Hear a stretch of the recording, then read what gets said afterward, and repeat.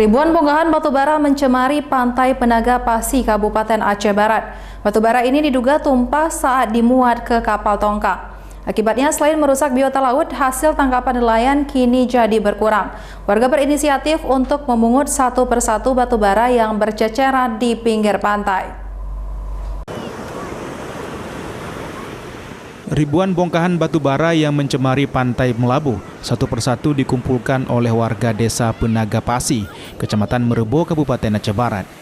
Bongkahan batu bara yang mencemari bibir pantai desa Penaga Pasi ini diduga tumpahan di laut saat dimuat dan diangkut oleh kapal tongkang milik dua perusahaan tambang di wilayah itu.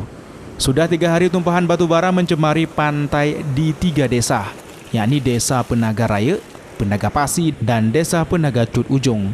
Warga setempat ramai-ramai berinisiatif untuk mengumpulkan satu persatu bongkahan batu bara yang berceceran di sepanjang bibir pantai Desa Penaga Pasi. Sekdes Desa Penaga Pasi menyebutkan bongkahan batu bara yang dikumpulkan ini nantinya akan dijual kembali ke pihak perusahaan tambang batu bara dengan harga Rp25.000 per karung.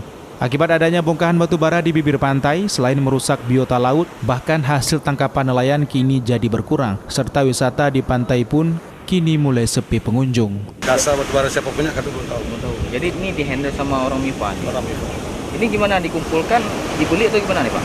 Nanti udah kumpul masyarakat per karung ini, nanti satu karung dikira Rp25.000.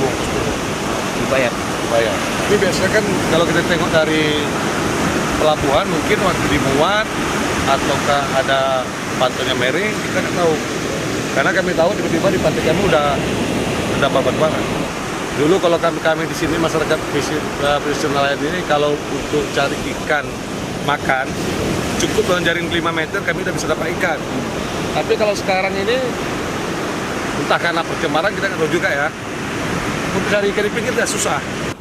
Warga berharap batu bara yang mencemari pantai sepanjang 2 km ini dibersihkan agar tidak mengganggu kesehatan warga dan merusak lingkungan. Dari Kabupaten Aceh Barat, Absah Ainus melaporkan.